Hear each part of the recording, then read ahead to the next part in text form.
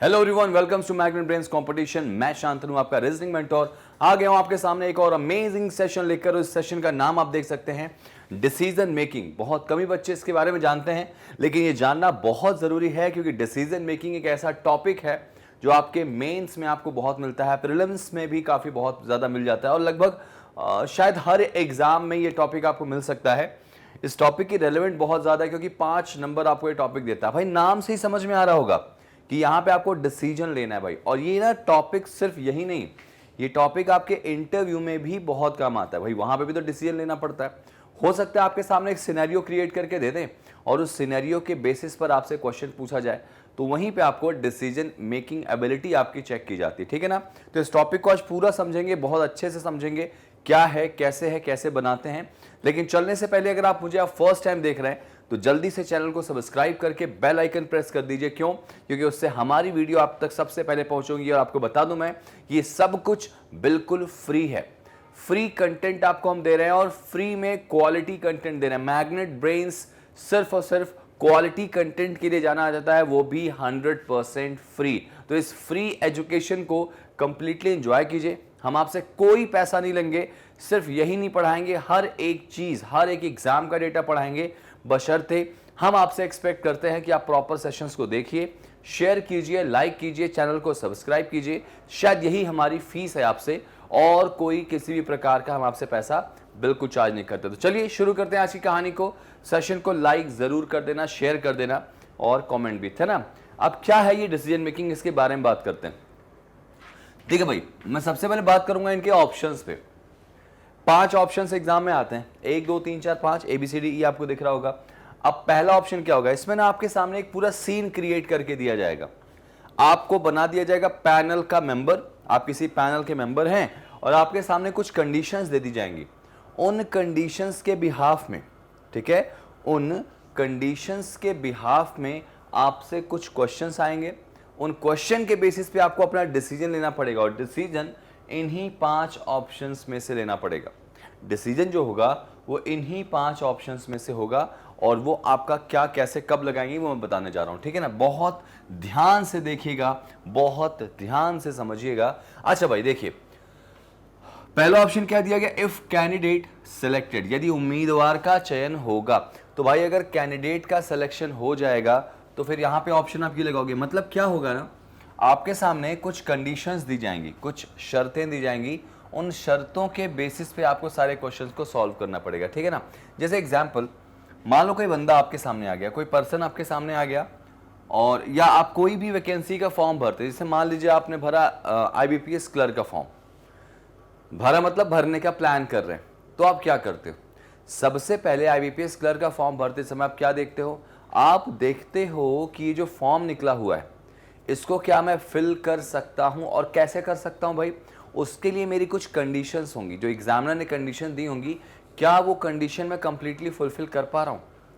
Condition में समझ रहे हो आप, देखो कंडीशन का मतलब होता है कि आपका ग्रेजुएशन होना चाहिए, आपकी एज इतनी होनी चाहिए, कुछ में तो एक्सपीरियंस भी मांग देते हैं, ये सारी चीजें, आपका रिटन क्वालिफाई होना चाहिए, तभी तो आपको फाइनल सिलेक्शन होगा ना। तो जो बंदा अगर सारी कंडीशन को फुलफिल करता है तो उसको आप क्या करते हो, सिलेक्शन दे देते हो ना। तो कैंडिडेट सिलेक्टेड का मतलब क्या होगा, एक पर्सन जो आपकी सारी कंडीशन को फुलफिल कर ले, एक व्यक्ति जो आपकी सारी कंडीशंस को फुलफिल कर ले, उसको कहते हैं कैंडिडेट सिलेक्टेड, ठीक है। कोई ऐसा व्यक्ति आएगा जो आपकी कंडीशन में से कोई भी एक कंडीशन को फुलफिल ना करे, तो आप क्या लगाओगे, candidate you are not selected. 2 option clear हो गए। सिलेक्टेड कब लगाओगे, सिलेक्टेड तब लगाओगे जब आपसे सामने वाला कंडीशन में सब कुछ में कंप्लीटली पास आउट हो जाए, सारी कंडीशन मैच हो जाए, सिलेक्टेड। अब नॉट सिलेक्टेड कब लगाएंगे, जब कंडीशन जो है, कोई भी व्यक्ति आपके द्वारा दी गई किसी भी शर्त में से किसी भी एक शर्त को फुलफिल ना करे, तो उसको कैंडिडेट नॉट सिलेक्टेड बोलते हैं। अच्छा, डेटा इनएडिक्वेट, आंकड़े अधूरे हैं, मतलब आपके सामने कोई ऐसा इंफॉर्मेशन दिया गया या कोई ऐसा पर्सन आया जिसने जो भी डेटा आपको दिखाया है उसमें से कुछ डेटा क्या है, डाउटफुल है या इनकम्प्लीट है। दिया गया डेटा या तो डाउटफुल है या तो इनकम्प्लीट है, तो उसको क्या बोलेंगे भाई, डेटा इनएडिक्वेट बोलेंगे। मेरी बात समझ में आ गई। कभी भी याद रखना कि दिया गया डेटा अगर कंप्लीटली पूरा नहीं हुआ है तो वहां पे इसको इनएडिक्वेट या फिर इनकम्प्लीट भी बोला जाता है। अब ये चौथा और पांचवा जो ऑप्शन दोनों आप देखोगे सेम है, एक्चुअली ये सेम नहीं है। एग्जामिनर आपके सामने तकरीबन 5, 6 या 7 कंडीशंस देगा, ठीक है, कंडीशंस आपको दी जाएंगी, कितनी कितनी, 5, 6 या फिर 7। आप उन कंडीशंस के अलावा एग्जामिनर आपको 2 से 3 सब कंडीशंस देगा। आपने सब कंडीशन के बारे में नाम सुना होगा, कैसा नाम सुना होगा भाई, कैसा नाम सुना होगा कि मान लो कोई आदमी आगे से एक्स सर्विसमैन हो गया, तो एक्स सर्विसमैन के साथ क्या यहाँ पे होता है कि उनका एज क्राइटेरिया में उनको 5 साल छूट दी जाती। तो ये कंडीशंस नहीं थी, कंडीशन के अलावा कंडीशन थी। मान लो कुछ कंडीशन ऐसी दे दी गई, जैसे मान लो आपके सामने 5 कंडीशन है, ठीक है, 5 है, और तीसरे वाले के लिए एक नियम और लगाया गया कि कोई ऐसा व्यक्ति जो बाकी सारी कंडीशन को फुलफिल करता है लेकिन थर्ड वाली कंडीशन को फुलफिल नहीं करता, तो उसके बदले में उसके पास 2 साल का एक्सपीरियंस होना चाहिए। 2 साल का एक्सपीरियंस होना चाहिए। अगर ऐसा है तो वो केस कंपनी के बोर्ड ऑफ डायरेक्टर को चला जाएगा। तो पांचवा जो सब कंडीशन वाली होगी वो ये कंडीशन बन जाएगी, ऐसे ही कि ये केस कंपनी के कहां पहुंच जाएगा, बोर्ड ऑफ डायरेक्टर को। ऐसे ही एक और यहां पोस्ट होगा, एचओडी मान लो दे दिया गया, ठीक है। तो अभी मैं आपको क्वेश्चन करके इसके बारे में दिखा रहा हूं, अभी बस बता रहा हूं कि मैं ऑप्शंस क्या क्या होते हैं। 3 ऑप्शन जो होंगे वो मेन कंडीशन पे होंगे, चौथा और पांचवा कंडीशन होगा जो ऑप्शन होगा वो सब कंडीशंस पे होते हैं। सब कंडीशन मतलब क्या कि कंडीशंस के अलावा कंडीशंस। मान लो कोई व्यक्ति दी गई ऊपर की कोई कंडीशन फॉलो ना करे लेकिन उसके बदले में कोई सब कंडीशन दी गई है उसको फॉलो कर लेगा, तो फिर आप ऑप्शन किस पे जाओगे, चौथे और पांचवे पर। वो डिपेंड करेगा क्वेश्चन पे। अच्छा एक बात बताओ, एक बहुत इंपॉर्टेंट बात बताओ मुझे, क्या आप लोग को डेट ऑफ बर्थ निकालने आती? डेट ऑफ बर्थ, भाई डेट ऑफ बर्थ अगर निकालने नहीं आती है तो फिर आपको इस टॉपिक में थोड़ा मुश्किलात सामना करना पड़ सकता है। कैसे? देखो भाई मैं आपको सिखाता हूँ। जैसे मान लीजिए किसी की भी डेट ऑफ बर्थ है, मान लो आज की तारीख कोई सा भी एक डेट ले लीजिए। जैसे मान लो ले लिया हमने क्या, अब हमने ले लिया मान लो 12 जुलाई 2022, एक डेट ले ली हमने ऐसे रैंडम। कहा कि इस तारीख में रमेश की डेट ऑफ बर्थ क्या थी, मतलब रमेश कितने साल, कितने महीने, कितने दिन का था, और रमेश की जो डेट ऑफ बर्थ है वो 5 अगस्त 1992 है। मान लो रमेश 5 अगस्त 1992 में पैदा हुआ है, तो करंटली वो कितने साल, कितने महीने, कितने दिन का है। तो क्या करेंगे, जिस तारीख में निकालना है उस तारीख को ऊपर लिखो और जो डेट ऑफ बर्थ है उसको नीचे लिख लो, 5 अगस्त 1992।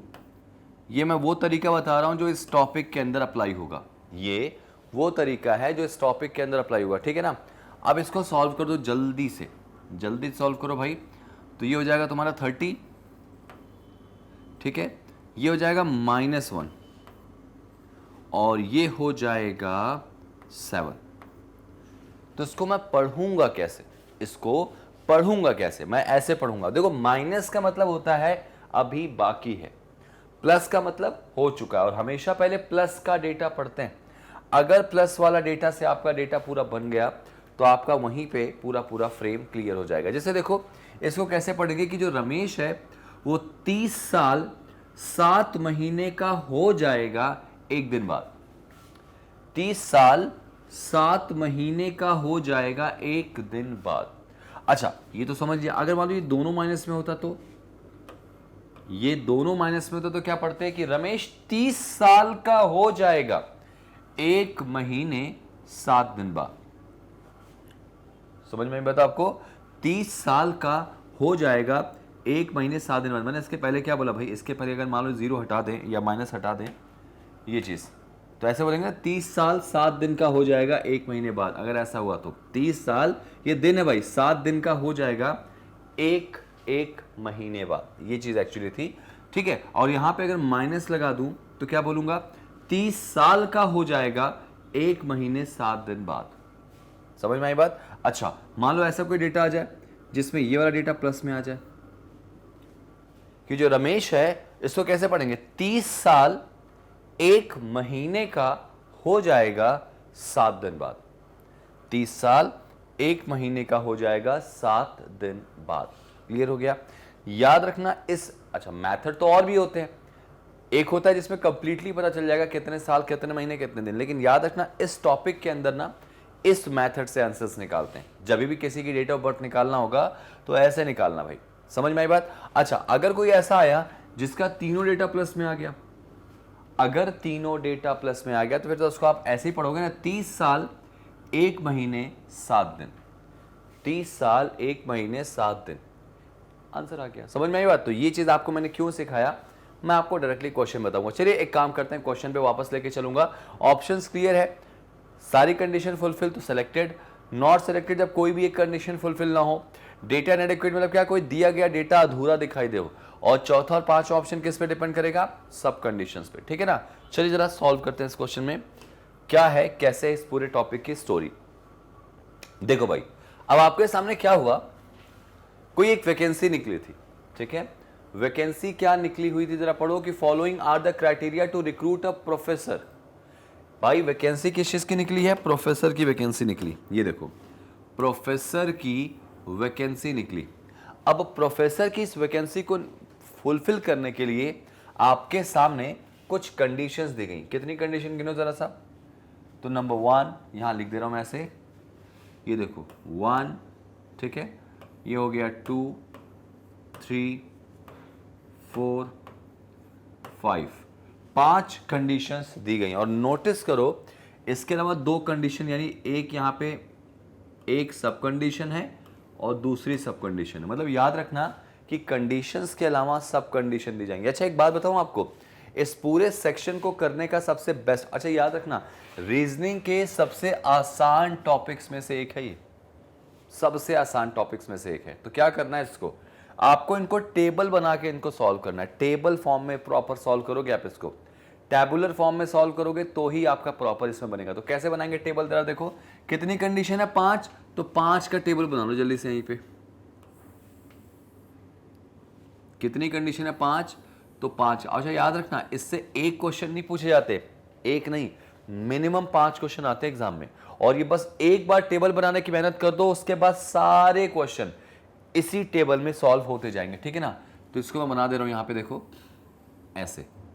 कितनी कंडीशन है, 5, तो 1 2 3 4 एंड 5। 6 कंडीशन होती तो 6 की टेबल, 7 होती तो 7 की टेबल। ठीक है भाई। चलिए जरा फर्स्ट पढ़ते हैं। तो पहली शर्त क्या है भाई, जरा पढ़ लो। एग्जामिनर की पहली शर्त है कि सामने वाला ग्रेजुएट होना चाहिए किसी भी डिसिप्लिन से, कितने में, 67% में। तो यहां लिख लो ऐसे कि भाई ग्रेजुएशन होना चाहिए कितने में भाई, 67% में। भाई ये लिख लिया हमने। दूसरा केस, उसके पास उसकी जो एज क्राइटेरिया है वो 28 से 33 होनी चाहिए, वो भी 26/9/2017 के बीच में। तो यानी सेकंड जो था वो डेट ऑफ बर्थ है भाई। डेट ऑफ बर्थ क्या बोला, 26/9/2017, 26/9/17। अच्छा इस तारीख में सामने वाला 28 से 33 के बीच में होना चाहिए। ठीक है, तो मैं यही लिख दे रहा हूं उसको कि 28 से 33 के बीच में होना चाहिए। ठीक है, ये भी हो गया भाई। आगे पढ़ लो। उसके पास पीजी डिग्री होनी चाहिए। ठीक है, उसके पास पीजी डिग्री होनी चाहिए, या फिर 3 साल का डिप्लोमा होना चाहिए। ठीक है, या फिर उसने बीएड किया हो कम से कम 55% में। देखो 3 चीजें बोली गई हैं यहां पर। अगर बात करें पीजी की, ठीक है, तो पीजी वाला जो डेटा है वो क्या क्या दिया गया, या तो डिग्री या 3 साल का डिप्लोमा। ठीक है, यहां लिख दे रहा हूं मैं।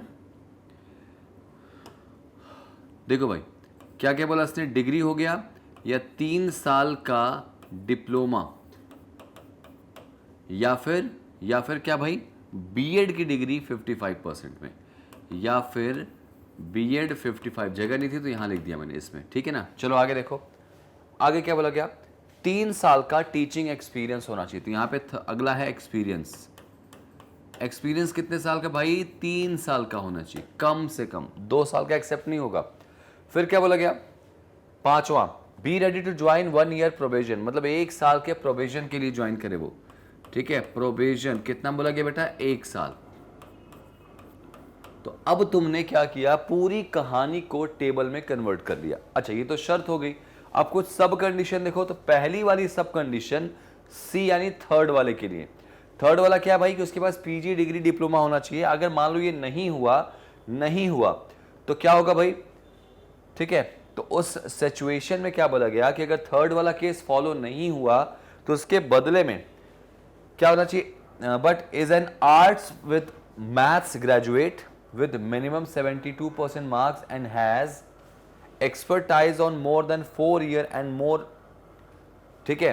Case is to be refers to the principal, मतलब क्या बोला जा रहा है कि अगर पीजी वाला डेटा फेल हो गया तो उसके बदले में मैं यहां पे लिखना चाहूंगा कि अगर पीजी वाला डेटा फेल हो गया तो उसके बदले में उसके पास ग्रेजुएशन जो है वो कितने में होना चाहिए बेटा, मैथ्स में होना चाहिए, और उस मैथ्स में भी 72% का स्कोर होना चाहिए, और साथ ही साथ 4 साल आपका कम से कम एक्सपीरियंस होना चाहिए टीचिंग का, ठीक है।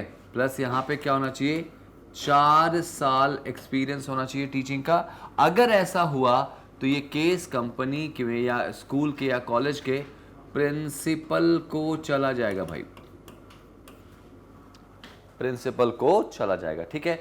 ये हमारा कौन सा केस बन गया, ये वाला। अच्छा दूसरा क्या था, चौथे के लिए कि अगर मान लो सब कुछ फॉलो हो जाए, एक्सपीरियंस वाला डेटा फॉलो ना हो, तो उसके बदले में क्या बोला गया, उसके बदले में कि master degree with minimum 60% marks, and उसके पास अगर ऐसा नहीं हुआ तो मास्टर डिग्री में उसके 60% मार्क्स होने चाहिए। ऐसी सिचुएशन में मास्टर डिग्री में कितने परसेंट, 60% होना चाहिए। अगर ऐसा हुआ तो ये केस वाइस प्रिंसिपल को जाएगा, वाइस प्रिंसिपल को। अब आपने ये पूरा लिख लिया, जब आपने ये पूरा लिख लिया तब आपके सामने क्वेश्चन में लेके आ रहा हूं, देखो कितना आसानी से क्वेश्चन आपका बन जाएगा, ठीक है। ध्यान से देखो, यहां पर मैं एक बार ऐसे दिखा दे रहा हूं, ठीक है भाई। ये देखो टेबल आपका बना पड़ा है और क्वेश्चन आपके सामने क्या दे दिया गया बेटा, यहां से देखो, यहां से देखते हैं, ठीक है। यहां से ध्यान से सुनना, क्या बोला गया इसमें, all cases are giving to you as on the date 26/9/2017, ठीक है। ये सारी जो तारीख 26/9/2017 के रिस्पेक्ट का डेटा दिया गया, देखो यही तो पूछा गया था। अब देखो एक नाम है मनिका, ठीक है। मनिका आपके सामने इंटरव्यू देने आ रही। अब जरा चेक करना क्या मनिका की सारी कंडीशन फुलफिल है।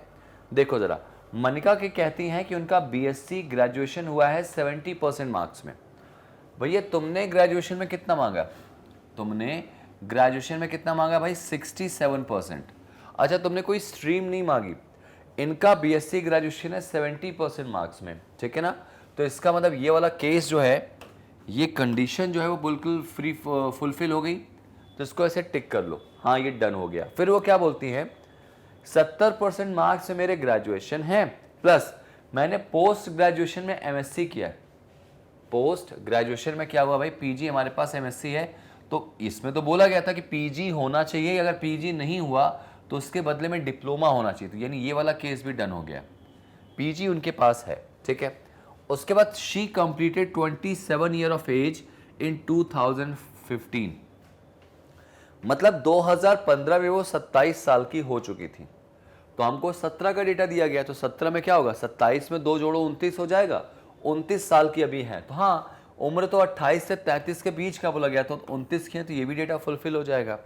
चलो भाई आगे देखो, आगे बोला जाता है कि उनके पास 3 साल का एक्सपीरियंस है एज अ मैथ्स फैकल्टी। भैया उनके पास एज अ मैथ्स फैकल्टी 3 साल का एक्सपीरियंस है। तो एक्सपीरियंस तो यहाँ पे 3 साल बोला गया था, तो ये केस भी बिल्कुल क्या हो गया, फुलफिल हो जाएगा। और वो क्या बोली, she is ready to join probation period of 1 year. हाँ ये कंडीशन भी इन्होंने पूरा फुलफिल कर लिया। भाई अगर मेन कंडीशन फुलफिल कर लिया तो सब कंडीशन का कोई रोल नहीं है, ठीक है। अगर मुख्य कंडीशन फुलफिल कर लिया तो सब कंडीशन का कोई रोल नहीं है। सारी कंडीशन फुलफिल हो गई तो आप क्या कहोगे भाई, ये केस कैंडिडेट बिल्कुल क्या है, सिलेक्टेड है। तो ऑप्शन कौन सा आएगा भाई, सी वाला, कि candidate is to be selected. भाई सारी शर्तें पूरी कर ली इसने, तो सिलेक्टेड तो अब बनता है ना। समझ में आ गया कैसे करेंगे? बहुत सिंपल सा टास्क है, आपको बस क्वेश्चन को पढ़ के समझना है, इसको ध्यान से समझना है, ठीक है। मैं काम करता हूं इसमें, देखो और भी क्वेश्चन है शायद, क्या? हाँ, ये भी आपका वही है ना, बिल्कुल।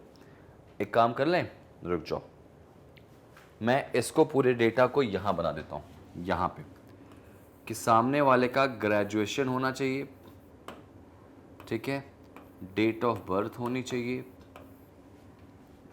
ठीक है, इसके अलावा पोस्ट ग्रेजुएशन का डेटा था, एक्सपीरियंस था और प्रोबेशन पीरियड था, ठीक है भाई। अब इसके बाद इसमें क्या इन्फॉर्मेशन दी गई थी? ग्रेजुएशन में 67% मार्क्स होने चाहिए, डेट ऑफ बर्थ के हिसाब से 28 से 33, पोस्ट ग्रेजुएशन बस होना चाहिए, साथ ही साथ पोस्ट ग्रेजुएशन नहीं हुआ तो फिर बोला एग्जामिनर ने कि 3 साल का या फिर 3 साल का डिप्लोमा या फिर बीएड, ठीक है, वो भी कितने में? 55% में। एक्सपीरियंस यहां पे 3 साल मांगा गया, प्रोविजन पीरियड 1 है। और अगर ये वाला केस पूरा नहीं हुआ, कौन सा वाला? पीजी वाला, पीजी वाला डेटा अगर फुलफिल नहीं हुआ तो उसके बदले में सामने वाले का ग्रेजुएशन में मैथ्स होना चाहिए, वो भी 72% में, और साथ ही साथ 4 साल का एक्सपीरियंस। तो ये केस प्रिंसिपल साहब को जाएगा, ठीक है। और इसके अलावा कौन सा था भाई? एक्सपीरियंस हो रहा था ना, कि एक्सपीरियंस अगर 3 साल नहीं हुआ तो मास्टर डिग्री में उसके होने चाहिए कितने? 60%, मास्टर्स में 60% होना चाहिए। तो अगर ऐसा हुआ तो ये केस कंपनी के वाइस प्रिंसिपल को जाएगा। मैं काम करूंगा, ये पूरी इंफॉर्मेशन मिटा देता हूं, ठीक है। चलिए, इससे क्या आपको प्रॉपर क्वेश्चंस दिखाई देगा, ठीक है भाई। हाँ, अब जरा देखो, तो पहला वाला क्वेश्चन तो भाई सही हो गया, मनिका बिल्कुल सिलेक्टेड हो गई। अगला देख लो यहाँ पे, अगला क्या है? देखो, अगला ममता। देखो, एक क्वेश्चन आ गया था, दूसरा क्वेश्चन आ गया। देखो, इसी तरह से 5 क्वेश्चन आपके सामने आएंगे। ममता के बारे में बोला गया कि ममता ने बीए किया है, मतलब ग्रेजुएशन में बीए किया है, and BEd with 75 and 70% respectively. मतलब ऑब्वियस सी बात है, ममता जो है ना, उन्होंने ग्रेजुएशन किया है, वो भी बीए का, और बीए में उनके मार्क्स कितने हैं? 75%। तुमने ग्रेजुएशन में कितना मांगा है? 67%। तो ये केस बिल्कुल क्या हो गया? बिल्कुल कंडीशन मैच हो गई। अच्छा, उसके बाद वो बीएड की हैं भाई, उनके स्कोर है 70%। तो यहाँ पे बीएड वाला डेटा था कि 55% में उनके 70% है, तो ये केस भी डन हो गया। अच्छा, आगे देखो, उसके बाद क्या बोला गया? She has been working as a professor in maths of 5 year and has freelancing experience of 2 years. मतलब देखा जाए तो इनके पास जो एक्सपीरियंस वाला डेटा है वो बहुत सारा है, तो ये कंडीशन भी फुलफिल हो गया। और नोटिस करना, अगर ये कंडीशन फुलफिल हो गई तो इसका मतलब फिर नीचे वाली कंडीशन से कोई मतलब नहीं। भाई याद रखना, अगर ये फेल हुआ तब सब कंडीशन पे आते हैं। अच्छा, आगे क्या बोला गया? ममता की जो एज है वो 30 साल है, ठीक है, ममता की जो एज है वो 30 साल है, तो एज तो भाई 33 बोला गया था, ठीक है, और वो 2 साल के प्रोविजन के लिए रेडी है। भाई ठीक है, तो ये कंडीशन भी सही है। आपसे तो 1 साल बोला गया, आप 2 साल के लिए भी रेडी हैं, तो कोई दिक्कत नहीं। तो आपने भी क्या किया? सारी कंडीशन को बहुत ही स्मूथली फॉलो कर लिया, और अगर सारी कंडीशन को फॉलो कर लिया तो आप बहुत ही तहे दिल से उनका वेलकम करोगे। क्या कहोगे? Candidate now you are selected. समझ में आ गया कितना आसान है? आपको बस एक बार मेहनत करके सब कुछ बनाना है, चार्ट या टेबल, उसके बाद देखो कैसे बनना है। नेक्स्ट लो भाई, नेक्स्ट क्या बोला गया? Shobha. Same question, same condition. जरा ये देख लें, देखो क्या बोला गया। शोभा की जो उम्र है वो 29 साल है। शोभा जो है वो 29 ईयर ओल्ड हैं, और वो भी साइंस ग्रेजुएट हैं 70% से। तो देखो ना, शोभा की डेट ऑफ बर्थ क्लियर हो गई, साइंस ग्रेजुएट हैं, और कितने परसेंट से भाई? 70। तुमने 67 मांगा है, तो शोभा का ये डेटा भी फुलफिल हो गया। उसके बाद कहा जाता है कि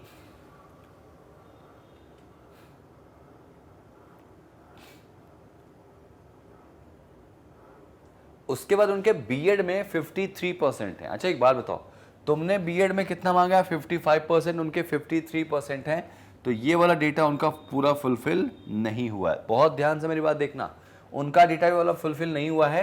and she is also has an art with maths graduation securing 80%। लो भाई, मेन कंडीशन फॉलो नहीं हुई, तो उसके बदले में उनका क्या बोला गया? यहां पर बोला गया था क्या कि मैथ्स टीचर होना चाहिए, वो भी कितना? कम से कम 72% में। लेकिन उनके कितने दिखाई दे रहे हैं भाई? 80%। और अगर उनके 80% दिखाई दे रहे हैं तो इसका मतलब यहां पर ये कंडीशन फॉलो हो जा रही है। अच्छा उसके बाद क्या बोला गया? उसके बाद क्या बोला गया भाई? She also work in Satyam for a span of 5 years। मतलब तुमसे क्या बोला गया था कि उनका जो ग्रेजुएशन में, अगर मान लो पीजी वाला डेटा फेल हो गया, तो उसके बदले में ग्रेजुएशन में क्या होना चाहिए? मैथ्स, और मैथ्स में भी कम से कम 72% होना चाहिए। उनका है 80%। और उसके बाद वो कहती हैं कि भाई साथ ही साथ उनके 4 साल का एक्सपीरियंस भी होना चाहिए, और उनके पास एक्सपीरियंस कितने साल का? 5 साल का।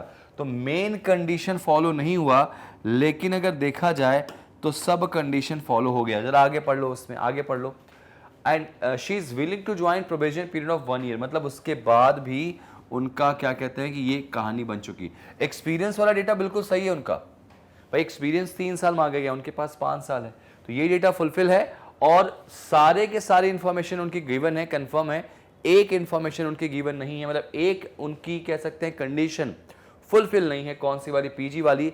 तो क्या उसके बदले वाली कंडीशन फुलफिल है? तो जी हाँ, उसके बदले वाली कंडीशन फुलफिल है। तुमने मांगा ग्रेजुएशन में मैथ्स से 72%, उनके ग्रेजुएशन में कितने? 80% है। और साथ ही साथ एक्सपीरियंस कितने साल का? 4 साल का। तो उनका एक्सपीरियंस कितने हैं? 5 साल का। तो ये केस किसके पास आप रेफर करोगे भाई? प्रिंसिपल के। तो आंसर क्या आएगा इसका? This case will refers to principal of a school या कॉलेज, ऑप्शन नंबर 1। इस तरह से इन क्वेश्चंस को बनाया जाता है। समझ में आई बात? कंडीशन अगर फेल हो गई तो सब कंडीशन चेक करो। हो सकता है कंडीशन फेल हो लेकिन सब कंडीशन यहां पे पास हो जाए। ठीक है, चलिए बढ़ते हैं अगले क्वेश्चन की तरफ। अगला क्वेश्चन देखिए जरा, देखो भाई अगला क्वेश्चन देख ले। एक और क्वेश्चन आ गया भाई। देखो, आपका एक कंडीशन बनता है और उस कंडीशन से 5 क्वेश्चन आते हैं। आपके सामने एग्जाम्पल दिखा दिया मैंने। अब आपको करना कुछ नहीं है, देखिए और बनाना शुरू करिए। चलिए भाई, ये चीज है, यहां से इसे मैं हटा दे रहा हूं थोड़ा सा। ठीक है, ये सब हटा दो। हाँ जी, क्या बोला गया? अभिषेक जो है उन्होंने ग्रेजुएशन कर लिया। ठीक है भाई, अभिषेक ग्रेजुएशन कर लिए। अब ग्रेजुएशन में अभिषेक क्या किए हैं? बीएससी किए हैं। और बीएससी में भी क्या बोला गया? इनके परसेंटेज अभी आगे बताया गया है क्या? देखो जरा सा, ग्रेजुएशन में बीएससी करें और पोस्ट ग्रेजुएशन में एमएससी किया है 78% से। ठीक है, आप नोटिस करेंगे तो इन्होंने ग्रेजुएशन तो किया है, लेकिन ग्रेजुएशन में इनका स्कोर बताया गया क्या? परसेंटेज नहीं बताया गया शायद। देखो ग्रेजुएशन, ठीक है, इन बीएससी से उन्होंने किया ग्रेजुएशन, मतलब बीएससी है उनका, और पोस्ट ग्रेजुएशन में एमएससी है, वो भी 78% से। भाई पीजी का डेटा बोला गया। अब जरा सोचो, क्या इसके लिए कोई सब कंडीशन दी गई है? नहीं दी गई। अच्छा एक बार आगे पढ़ तो लेते हैं। उनके एमएससी वाला डेटा तो बिल्कुल यहाँ पे सही है, एमएससी वाला डेटा होना चाहिए, मतलब पीजी वाला डेटा सही था उनका। अच्छा उसके बाद 7 साल का एक्सपीरियंस है, एक्सपीरियंस भी सही था। उसके बाद क्या बोला गया?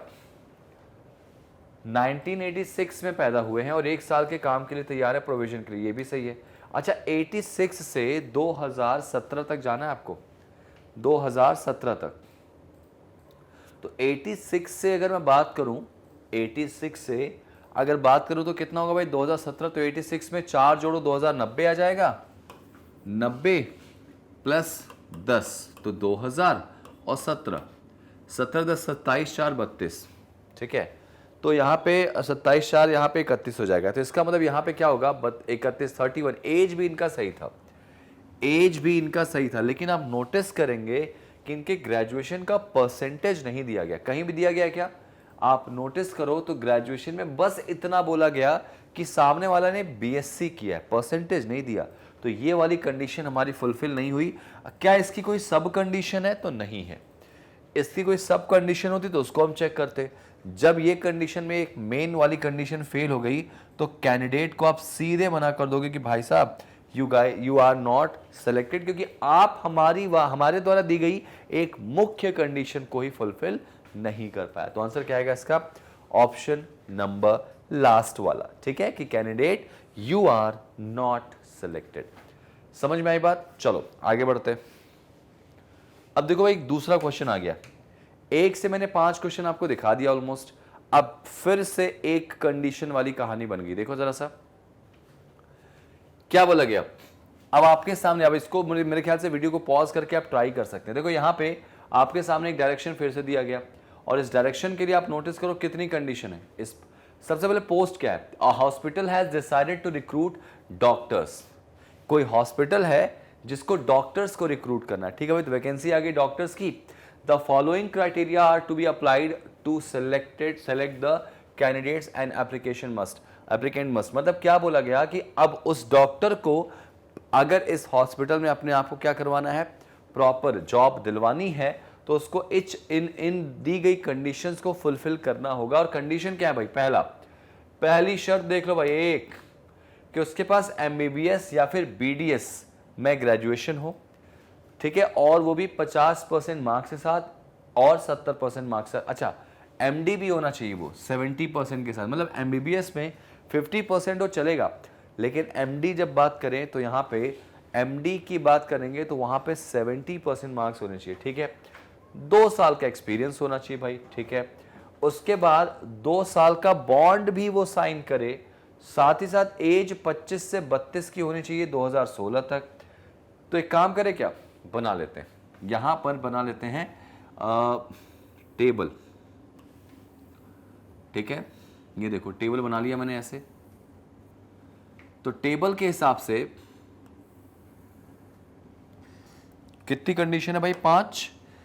5 शर्तें हैं। तो देखो भाई 1 2 3 4 और 5, ये 5 शर्तें दी गई हैं, ठीक है ना। आपको करना कुछ नहीं है। सबसे पहले क्या बोला गया भाई? ग्रेजुएशन यानी एमबीबीएस होना चाहिए। ग्रेजुएशन का मतलब क्या होगा? एमबीबीएस, ठीक है, एमबीबीएस या फिर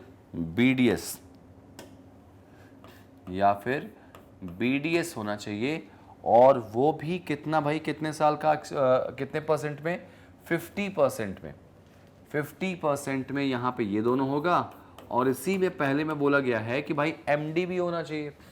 मैं काम कर ले रहा हूँ, एमडी का यहाँ लिख ले रहा हूँ कि एमडी होना चाहिए, यानी कि एमडी में कितना एक्सपीरियंस मांगा गया? 2 साल का। ना एमडी होना चाहिए 70%। मैंने एक्सपीरियंस क्या बोला गया? एमडी होना चाहिए कितने में? 70% पे, 70% में, ठीक है। आगे बोला गया इसमें 2 साल का एक्सपीरियंस है, तो एक्सपीरियंस जो है वो 2 साल का, ठीक है। उसके बाद 2 साल का बॉन्ड साइन करे। तो बॉन्ड क्राइटेरिया कितने साल है भाई? 2 साल।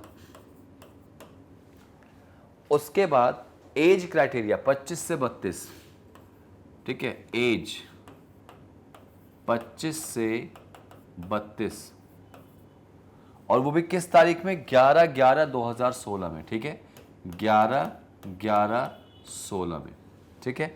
ये तो हमारी हो गई मुख्य शर्तें। अब इसके अलावा अगर मान लो कोई बंदा ऐसा आया जो इनमें से कोई शर्त फॉलो ना करे, जैसे कौन सा? पहली सब कंडीशन किसके लिए, जरा वो देख लो। तो पहली सब कंडीशन किसके लिए भाई? यहाँ पे है पहले वाले के लिए।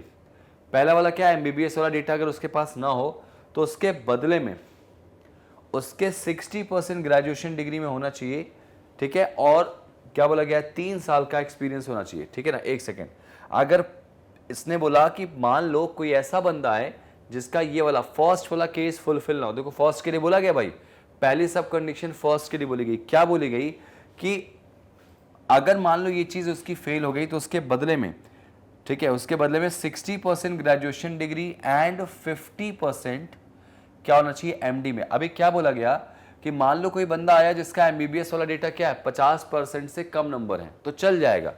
50% से कम मतलब 50% मतलब क्या बोला गया उसका? कि ये पूरा डेटा फुलफिल नहीं हुआ है, पूरा डेटा कहीं से कुछ इश्यूज आ गए, तो उसके बदले उन्होंने कहा कि काम करना, अगर पहले वाले केस में थोड़ा भी कोई इशू होगा तो क्या बोला गया इसमें कि आपके 60% ग्रेजुएशन में होना चाहिए, साथ ही साथ 50% डिग्री होनी चाहिए और साथ ही साथ 3 साल का एक्सपीरियंस होना चाहिए। ठीक है भाई, ये काफी तगड़ा यहां पे बनाया गया। तो यहां पर क्या बोला, इस केस को सीएमओ को आप रेफर कर देंगे। ठीक है, फिलहाल इस केस को भी मैं ऐसे ही छोड़ दे रहा हूं यहां पे। आगे जरा बढ़ते। दूसरा क्या बोला कि दूसरा मतलब दूसरे वाले के लिए, दूसरे वाले के लिए क्या होना चाहिए कि मान लो अगर एक्सपीरियंस बोला गया ना सेकंड, इसमें केस सेकंड केस क्या बोला गया इसमें, सेकंड केस जो बोला गया है वो एक्सपीरियंस का बोला गया, एक्सपीरियंस का। ये देखो ये दोनों एक ही केस है भाई, इनको मैंने एक साथ लिख दिया है, मतलब अलग अलग लिखा है। सेकंड केस यहाँ पे एक्सपीरियंस वाला है कि एक्सपीरियंस वाला क्या बोला गया कि अगर एक्सपीरियंस 2 साल का ना हो तो उसके बदले में बीडीएस डॉक्टर होना चाहिए, और अगर ऐसा हुआ तो केस यहाँ पे जूनियर डॉक्टर्स को चला जाएगा। ठीक है, आगे देखो तीसरा मतलब कि एक्सपीरियंस 2 साल का अगर बॉन्ड साइन ना करे, तो अगर बॉन्ड साइन ना करे तो क्या होगा, but is willing to pay an amount of 1.5 lakh if he या she wants to leave the case में be refers to the senior doctors. मतलब कि अगर मान लो 2 साल का बॉन्ड साइन ना करे तो उसके एवज में जब भी वो जॉब छोड़े तो कम से कम कितना भाई 1.5 लाख रुपए वो क्या करे, दे दे। अगर ऐसा कर सकता है तो ये केस किसके पास जाएगा, सीनियर डॉक्टर्स के पास चला जाएगा। ठीक है, फिलहाल के लिए मैंने सब कंडीशन अभी नहीं लिखी है। ठीक है, अब मैं डायरेक्टली क्वेश्चन पे आ जाता हूँ। जैसे ही कोई क्वेश्चन आएगा उसमें सब कंडीशन लगेगी तो मैं लिख लूंगा भाई। चलो यहाँ पे देखते हैं। सबसे पहले अच्छा यहाँ पे आप लिख लो, आप चाहो तो यहाँ लिख सकते हो। तो बॉन्ड वाला डेटा था कि अगर बॉन्ड वाला डेटा फॉलो नहीं किया तो उसके बदले में 1.5 लाख जो है, ठीक है, वो पे करेगा। ठीक है, कोई भी होगा मेल या फीमेल पे करेगा, तो ये केस जो है सीनियर डॉक्टर्स को चला जाएगा। ठीक है, और एक्सपीरियंस वाला डेटा था कि एक्सपीरियंस उसके पास 2 साल का ना हो। चलो एक बार पढ़ लेते हैं। एक्सपीरियंस जो है, एक्सपीरियंस अगर 2 साल का ना हो तो क्या होना चाहिए, वो बीडीएस डॉक्टर होना चाहिए भाई, वो बीडीएस डॉक्टर होना चाहिए। एक्सपीरियंस अगर 2 साल का ना हो चलेगा, लेकिन वो क्या होना चाहिए, बीडीएस डॉक्टर होना चाहिए। ठीक है, और अगर बात करें किसकी, अगर ये दोनों, अच्छा इसके अलावा एक और देख लो भाई, इसके अलावा एक और देख लो। मेरे ख्याल से फर्स्ट वाले के, फर्स्ट वाले में ध्यान रखना ये दोनों एक साथ है, मैंने इनको अलग अलग लिख दिया कि फर्स्ट वाले में ग्रेजुएशन में मान लो एमडी में 70% नहीं है तो उसके बदले में ग्रेजुएशन में कम से कम तुम्हारे कितने होने चाहिए, 64, और साथ ही साथ एमडी में कितना होना चाहिए भाई, एमडी के उसमें कितना होना चाहिए, एमडी में 60% ग्रेजुएशन और 50% एमडी के साथ साथ 3 साल का एक्सपीरियंस। ठीक है, ये चीज बोला गया 50%। देखो ये दोनों अगर केस फेल हो गया तो उसके बदले में क्या बोला गया, 60% मतलब आपका ग्रेजुएशन में होना चाहिए उसके बदले में। ठीक है, 50% आपका एमडी में होना चाहिए और प्लस कितना, 3 साल का एक्सपीरियंस होना चाहिए। अगर ऐसा ये केस हुआ तो ये केस कंपनी या कह सकते हैं कि उस हॉस्पिटल के सीएमओ को, चीफ मेडिकल ऑफिसर को ये केस क्या होगा, रेफर हो जाएगा। समझ में आई बात। अब ये क्वेश्चन बिल्कुल तैयार है 5 नंबर आने के। चलिए जरा इसको बना लेते हैं। ठीक है भाई, तो चलिए जरा बनाते हैं इसको। अब सब कुछ हमारा रेडी है, मतलब कह सकते हैं कि पूरी चीजें रेडी है, बस खानी है आपको, है ना। तो पहले क्या बोला गया, कविता के बारे में यहाँ पे डिस्कशन किया गया है कि जो कविता है, कविता एक एमबीबीएस डॉक्टर है। चलो भाई, हमारे हिसाब से एमबीबीएस होना चाहिए, सामने वाला तो है। अच्छा, उन्होंने आगे बताया कि एमबीबीएस डॉक्टर है 60% मार्क्स के साथ। तुमने एमबीबीएस में कितना मांगा था, 50, तो भाई ये तो इनका सही, सब कुछ ठीक था। फिर उन्होंने एमडी किया है 82% में, तुमने एमडी कितना मांगा भाई, 70। तो मैं कह सकता हूं कि कविता ने ये कंडीशन तो फुलफिल कर ली। ठीक है, अच्छा अगर ये कंडीशन फुलफिल हो गई तो अब इनका काम खत्म, इनसे कोई मतलब नहीं। ठीक है, आगे बढ़ जाओ जरा सा। उसके बाद क्या बोला गया, वो डॉक्टर के रूप में काम कर रही हैं पिछले 5 साल से, मतलब उनकी प्रैक्टिस कितने साल की है, 5 साल की है। तुमने 2 साल मांगा तो ये कंडीशन भी फुलफिल हो गई। अच्छा ये फुलफिल हो गई तो ये वाले कंडीशन का कोई रोल अब नहीं है। ठीक है, उसके बाद क्या बोला गया, she is not willing to sign the bond but can pay 1 lakh of if she leaves. जरा सोचो, उन्होंने बोला कि बॉन्ड वो नहीं साइन करेंगे, लेकिन वो 1 लाख रुपए पे कर सकती है। एक बार जरा मैं पीछे जाके चेक करना चाहूंगा कि बॉन्ड के पैसे कितने थे। बॉन्ड के पैसे कितने थे भाई, 1.5 लाख थे, 1.5 लाख रुपए थे, उन्होंने कहा कि भाई मैं बॉन्ड साइन नहीं करूंगी, लेकिन मैं 1 लाख रुपए, 1 सेकेंड, 1 लाख रुपए क्या करूंगी, 1 लाख रुपए मैं पे कर सकती हूँ, 1 लाख रुपए। अच्छा, तुमने कितना मांगा है, 1.5 लाख रुपए, और वो कह रही कि मैं 1 लाख रुपए पे कर सकती हूँ अगर मैं छोड़ूंगी तो नियम के हिसाब से उन्होंने बॉन्ड वाला कंसेप्ट जो है वो फॉलो नहीं किया, तो उसके बदले की जो सब कंडीशन है उसमें भी बोला गया कि 1.5 लाख आपको देना पड़ेगा। ये कह रही मैं सिर्फ 1 लाख दूंगी, और आगे फिर उनका उम्र बताया गया कितना, 27 साल। तो मेरे ख्याल से अब जरा ध्यान से देखा जाए तो ये कंडीशन ही पूरी पूरी गलत होगी, है ना। अच्छा, उनकी उम्र देख लो जरा सा, 27 साल की उनकी उम्र है, और 27 साल की उम्र है, तो बोला गया ना 25 से 32, तो ये वाला डेटा भी इनका फुलफिल हो गया। सारी कंडीशन बहुत सटीक तरीके से फुलफिल है, लेकिन बॉन्ड वाला डेटा फुलफिल नहीं है। वो कह रही मैं बॉन्ड साइन नहीं करूंगी और सिर्फ 1 लाख रुपए पे करूंगी जब मैं छोड़ूंगी, जबकि मांगा गया है 1.5 लाख। तो इसका मतलब क्या होगा भाई, कैंडिडेट आप सिलेक्शन नहीं ले सकते। क्यों? क्योंकि आप जो है ना, आप जो है वो सारी कंडीशन के हिसाब से प्रॉपर यहाँ पे डेटा नहीं लेके आ रहे, ठीक है। Not to be selected, option number last.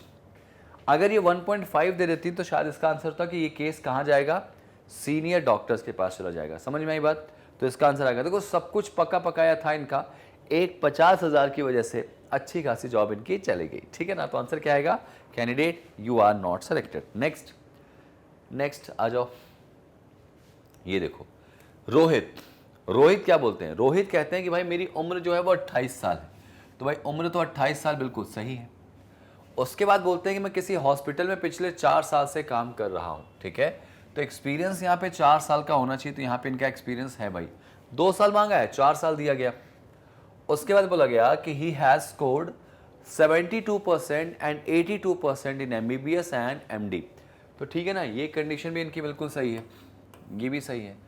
अब बस बॉन्ड वाला डेटा सही हो जाए तो फिर उसके बाद क्या बोला, ready to sign a bond with any hospital. लो भाई, अब उनके बाद यहां पे एक चीज नोटिस करो कि he ready to sign a bond with any hospital. अब जरा सोचो, वो किसी भी हॉस्पिटल से बॉन्ड साइन करने को तैयार है। जरा सोचने वाली बात है, बॉन्ड साइन करने को तैयार हैं, लेकिन तुम्हारे लिए बोला गया था कि बॉन्ड भी 2 साल का साइन होना चाहिए। क्या वो 2 साल का इंफॉर्मेशन यहां पे दिया गया है?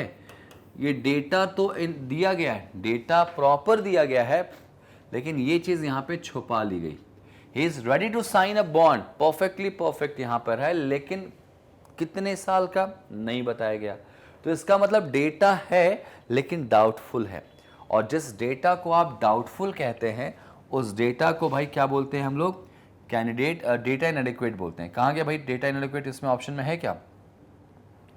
इस case to be refer to the senior doctor, candidate to be selected. अच्छा, case is to be refers to the junior doctor, if case is to be refer to the CMO, if applicant is not to be selected. अब यहाँ पे देखा जाए ना तो data इनएडिक्वेट option में जाना चाहिए। अब चूंकि डेटा इनएडिक्वेट ऑप्शन में नहीं है तो फिर क्या कहोगे आप, अब इसको सिलेक्शन दोगे कि नहीं दोगे, सिलेक्शन दोगे कि नहीं दोगे, ये एक बड़ा क्वेश्चन अराइज हो जाता है यहाँ पे। देखो भाई, नियम से तो देखा जाए कि तुमने 2 साल, देखो यहाँ पे ध्यान से सुनो, तो अगर पीछे मैं चलूं लेके आपको थोड़ा सा पीछे, तो यहाँ पे बोला गया था क्या कि बॉन्ड जो होना चाहिए, ठीक है, यहाँ पे क्या बोला गया इसमें कि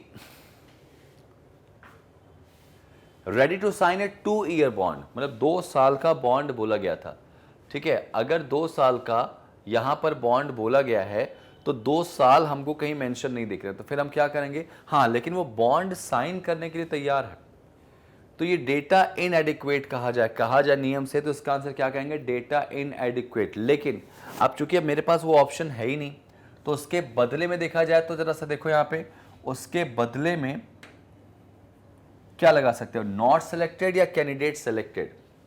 अब जरा ध्यान देना, सारी कंडीशन वो फुलफिल कर लिया, उम्र फॉलो हो गई, एक्सपीरियंस फॉलो हो गया, ठीक है। अच्छा, यहां पे उसके अलावा क्या बोला गया, एक्सपीरियंस के अलावा बोला गया उसका MBBS और MD वाला डेटा भी फॉलो हो गया, सब कुछ फॉलो हो गया, और इसके बाद वो बॉन्ड साइन करने को रेडी तो है। अगर वो रेडी है तो नियम से तो देखा जाए तो 2 साल बोला गया था, 2 साल नहीं दिया था, तो डेटा इनएडिक्वेट था, आंकड़े अधूरे हैं, लेकिन वो ऑप्शन में नहीं होगा, तो फिर तो इसको आप सिलेक्शन मानोगे इसका। आप सिलेक्शन क्यों मानोगे? क्योंकि भाई वो रेडी है। मतलब रेडी का मतलब क्या होगा? मैंने कहा भाई मैं बॉन्ड साइन करने को रेडी हूं, तो जाहिर सी बात है सामने वाले ने इतना तो पढ़ा होगा या इतना तो उसको पता होगा कि बॉन्ड 2 साल का है। अब वो कह रहा है कि किसी भी हॉस्पिटल के साथ मैं बॉन्ड साइन करने के लिए रेडी हूं, मतलब वो एक्चुअली जॉब चाहता है और इस वजह से वो सारी कंडीशन फुलफिल करने के बाद बॉन्ड साइन करने के लिए भी रेडी हो रहा, मतलब वो कहीं ना कहीं तैयार है सारी चीजों के लिए। तो इसका आंसर आपको अकॉर्डिंग टू ऑप्शन देना पड़ेगा। तो क्या कहोगे? Candidate selected. लेकिन अगर इसका असली आंसर मैं चेक करूं तो डेटा इनएडिक्वेट है, जो कि हालांकि ऑप्शन में नहीं था, ना होने की वजह से सिलेक्टेड करना पड़ा। ठीक है ना? चलिए आगे बढ़ेंगे इसमें नेक्स्ट क्वेश्चन पे। देखो ठीक है, तो मेरे ख्याल से आपको जो कहानी थी आपको प्रॉपर समझ में आ गई होगी किस तरह से इस टॉपिक को सॉल्व करना होता है। ये कह सकते हैं बेसिक क्राइटेरिया होती है जो क्वेश्चन को बनाने में आपकी हेल्प करती है। मैंने आपको देखो यहाँ पे एक लास्ट वाला जो क्वेश्चन बताया कि ऐसी सिनेरियो, ऐसी सिचुएशन भी आ जाती है कि हम सोचते हैं कि आंसर ये होना चाहिए और वो ऑप्शन में नहीं होता, और अगर वो ऑप्शन में नहीं है तो इसमें घबराने वाली बात बिल्कुल नहीं होती, क्योंकि आपको वहां पे डिसीजन, ये भी एक अपने आप में डिसीजन था कि ऑप्शन नहीं था तो क्या करें। तो वहां पे हमने क्या डिसीजन लिया कि वो रेडी तो है ना, तो इसका मतलब वो कैंडिडेट सिलेक्शन में आ जाएगा। ठीक है ना? तो आई विश आपको मजा आया हो, सेशन अच्छा लगा हो, आपने डिसीजन मेकिंग सीखा हो। भाई याद रखना, ये जो हम आपको सब कुछ प्रोवाइड कर रहे हैं ये बिल्कुल फ्री है, और याद रखना मैग्नेट ब्रेन्स इस दुनिया का, इस धरती का, इस ब्रह्मांड का एकमात्र ऐसा एजुकेशनल प्लेटफॉर्म है जो आपको क्वालिटी कंटेंट के साथ फ्री एजुकेशन देता है। हम आपसे कोई चार्ज नहीं करते। आप ये सारी वीडियोस हमारी ऑफिशियल वेबसाइट से भी देख सकते हैं। हमारी ऑफिशियल वेबसाइट है magnetbrains.com। जाके गूगल पे लिखेंगे, क्लिक करेंगे, जैसे जो लिंक आएगी उसको क्लिक करेंगे तो कुछ ऐसा पूरा इंटरफेस आ जाएगा भाई। और इस इंटरफेस में जैसे आप बैंकिंग की तैयारी करना चाहते हैं तो हमारे टॉप कोर्सेज में आप नीचे की तरफ जाएंगे तो आपको बैंक एसएससी मिलेगा, और बैंक एसएससी में आप देखेंगे तो हमारे पास, जैसे आपने बैंक को क्लिक करा तो ये देखिए बैंक के पूरे लेक्चर्स आपके सामने आ जाएंगे। आप किसी एक को भी क्लिक करेंगे तो आपके सामने उसकी पूरी डिटेल्स खुल जाएगी। जैसे मान लो आपने IBPS PO को क्लिक करा तो IBPS PO का पूरा डिटेल आ जाएगा। आप उसके बाद जाइए, जैसे आपने कोई सेशन को क्लिक किया, वीडियो को क्लिक करा, कोई भी एक सेशन को क्लिक करेंगे, यहाँ से आपने क्लिक करेंगे, पूरा सेशन आपका स्टार्ट हो जाएगा। और पहले टॉपिक से आपको यहाँ पढ़ना है तो पूरा पहले टॉपिक से मिल जाएगा, बस आपको देखना है। आपको लग रहा है इसके बाद नेक्स्ट कहाँ ढूंढे, कहीं नहीं जाना, आपको यहीं से नेक्स्ट वीडियो पे जाएंगे, आपको मिल जाएगा। बस आपसे एक चीज़ हम उम्मीद लगाते हैं कि इतनी मेहनत आपके लिए कर रहे हैं, ठीक है, तो आपको बस इतना ही करना है कि हमारी मेहनत को देखते हुए आप हमें बस एक लाइक, सब्सक्राइब और शेयर कर दीजिए। चैनल को सब्सक्राइब करते रहिए, शेयर वीडियोस को करते रहिए, यही हमारी फीस आपसे है, और आप इस फीस को प्रॉपर अच्छे तरीके से हमें भुगतान कीजिए और अपनी कंफर्मेशन सिलेक्शन की पूरी पक्की तय कर लीजिए। ठीक है ना? तो बस मिलते हैं अगली क्लास, अगले सेशन में एक और नए और अच्छे चैप्टर के साथ। मिलते हैं अगली क्लास में। Thank you so much guys, keep practising and be believe yourself, क्योंकि आप ही हैं जो बने हैं एग्जाम्स क्रैक करने के लिए। Thank you so much and जय हिंद।